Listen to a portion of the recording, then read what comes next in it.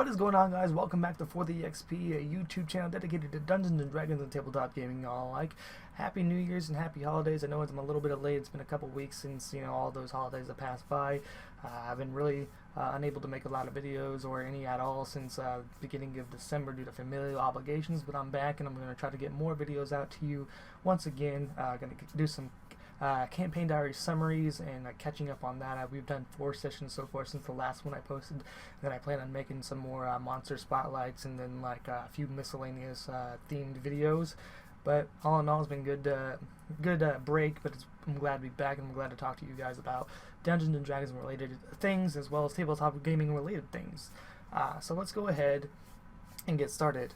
The party had recently decided to take care of the bandits that the Baron Galladon and Crescent Wind had been looking into. They had been attacking a bunch of trade caravans down south of the city of Blood Gulch Crossing, and before they left, Island was looking forward to his meeting whom he thought was going to be the merchant, but who he actually met with was a guy named Zona. He is a sort of fence for the Blood Gulch Crossing underground, and at the meeting, he kind of found out really quick that it was this black tiefling that they've seen multiple times throughout the city of Blood Gulch Crossing, and basically he is kind of like the buffer between the underground and all the members of the underground who you can meet. And so basically, the meeting with Zona at the Copper Cockroach was actually to set another meeting with the merchant, and through the conversation that they had, Ilon had figured out that there was a boss guy named Darius Kneebreaker, and he actually had a meeting scheduled for that as well. And one thing that actually happened during that conversation was that Island had wanted a meeting with both of them, right? But he wanted them to be together, which the thing about the merchant and Darius Kneebreaker is Darius Kneebreaker is the kingpin sort of the underground, but the thing is each member of the underground works for themselves. They just pay Kneebreaker a dividend or a membership fee, sort of just to respect the kind of mob boss kind of view. So the merchant and Darius Kneebreaker aren't necessarily in working order together. Like the merchant is his own boss and his own thing. So one thing that Zona had mentioned to Ilon was that he should do one thing at a time because it just works better that way. But no, Ilon wanted to set both the meetings up. So they were set, and they were getting ready to finish up any preparations they needed to go down south towards the Fort Ravenclaw, which is the fort where these bandits were hanging out. And then during that time, the party had received the duplicate sword from a fallen nightingale that they commissioned from Pasark Urag, which was this half-orc blacksmith that Durgan knew from his past. And in return for crafting this duplicate of the nightingale sword, which was taken by D'Angelo from fighting one of the Nightingale and surviving, and in return for crafting a duplicate of it, Urag wanted some black steel ore as repayment, for the favor. Then shortly after that, Durgan and Ilon went back to Glynabella, the captain of the guard's office, to give her the replica sword and pass it off as sort of the real sword, the one that she took in for her own evidence locker and was looking to do stuff with that.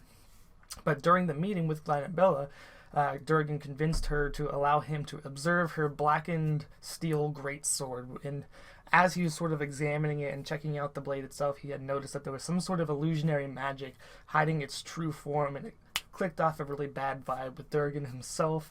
And after he told Ilon, it all caused great suspicion for Glynabella. Shortly after all that was done, they finally headed down south and went down the southern road went down of the southern road heading towards the bandits where they were reported being. And as they were searching around, Durgan and D'Angelo both spotted a wrecked caravan along an intersection of the main road.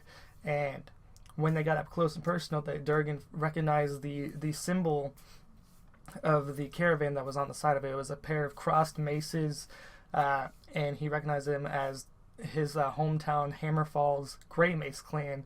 And during the excavation and investigation of the caravan and trying to figure out who was all part of it, he had discovered that a young little girl had been slain by the bandits, and it almost sent Durgan in sort of like a pseudo rage, calling out the bandits.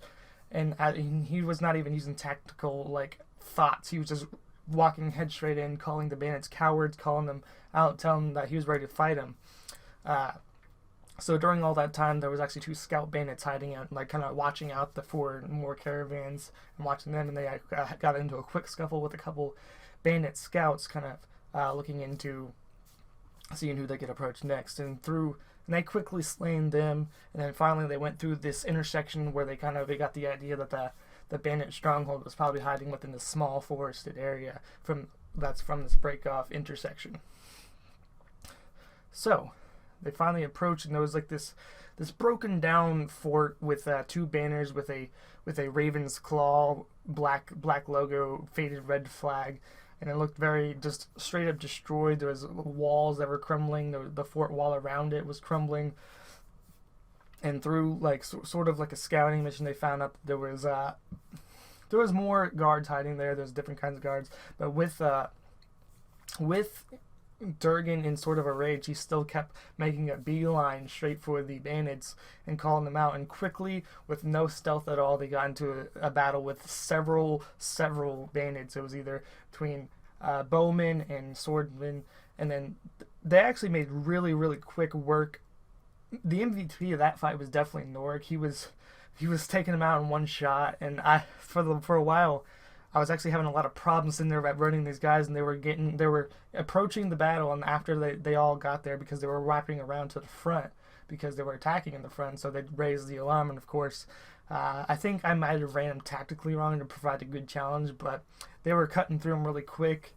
Eilon, though, wasted 2 chromatic orbs in a row with a couple natural ones, and he while using his metal magic feats for the quicken spell, so he casted 2 chromatic orbs in one turn and rolled 2 natural ones and wasted 2 level 1 spells really quick, depleting him of his spells. But besides all that, Rajin, D'Angelo, Norik, Durgan, and Eilon, they made quick work of all these bandits, and while they were fighting them, they actually found out that Dajul, the Dragonborn that was exiled from Hafka a while back in the beginning of the adventure, was actually part of this bandit crew, and discovered that he was sort of like a lieutenant, like commander of these guys, and they were automatically off with his head, and they made quick work of Dajul himself, which was like, again, really surprising. And they got his thunder spear out of it. Norik actually got a thunder spear since it seemed to make more sense for him to wield it. I thought maybe Durgan would have took it because it's more of like his staff weapon, but ended up with Norik having it. And so after they had got done searching through the actual loot, they came across like 3 barrels with the letters TNT over it. I mean, to most of us in real life, we all know that's explosive. We all know that's dynamite powder, but the party themselves didn't know what it was. So they also found another chest filled with all kinds of gold, several thousand gold, a couple thousand silver, some copper, a few platinums, and just kind of like and they all decided to take their patches and their scimitars that they were using to fight the party, and as well as their bows, I believe. And then they decided to stay the night. And that is basically where the session got done. We had to cut up in there, and this was kind of a little bit not how I like the end sessions. I don't like to end them in the middle of like dungeons per se, but they were at an actually decent stopping point.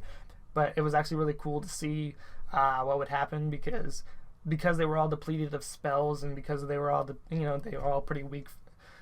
I wouldn't say pretty weak, but they were I guess gassed from slaughtering all my bandits, who I swear I ran. I don't think I ran incorrectly. I just think that's just how it happened. There was some in the back, there was some in the actual keep itself, and they were all pushing forward, so they were all kind of funneling themselves and getting slaughtered, cut down. I mean, the only thing Dajul, the blue dragonborn berserker, got to use was his lightning breath before he was quickly slain. Overall, I think it went really well. It was a long waited combat that the party had been looking forward to. We actually had a lot more role-playing sessions than we ever did combat, which no one seems to be complaining about. They all seem to enjoy it, and I'm glad they enjoy the roleplay aspect, because I do appreciate role-playing a lot more than I do combat. Although combat is obviously an important staple of Dungeons & Dragons. You gotta have your combat. So, after all the searching through the towns, I kind of wondered what they would do with the TNT barrels.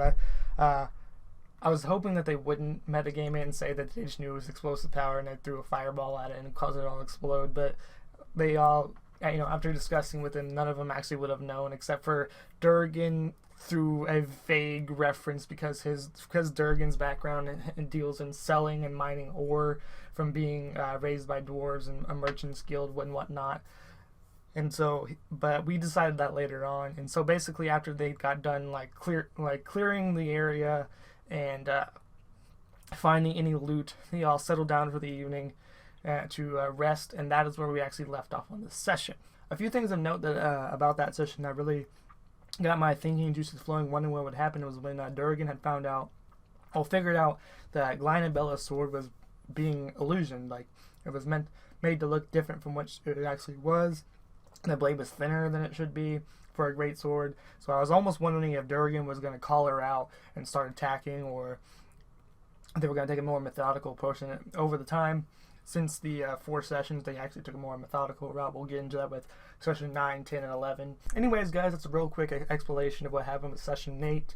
I'll get to you back with session 9 and tell you guys about how the battle at Fort Ravenclaw concluded. And really exciting stuff happened. I thought it went really well. I thought even that was even cooler combat. Not to spoil anything, but I think it was kind of obvious if they're on top of a fort, there's probably going to be more. Thank you guys so much for waiting around for these videos. I know it's been a long time. Anyways, guys, thank you all for watching. And always remember, guys, no matter what it is you do in life, do it for the XP. Have a good day.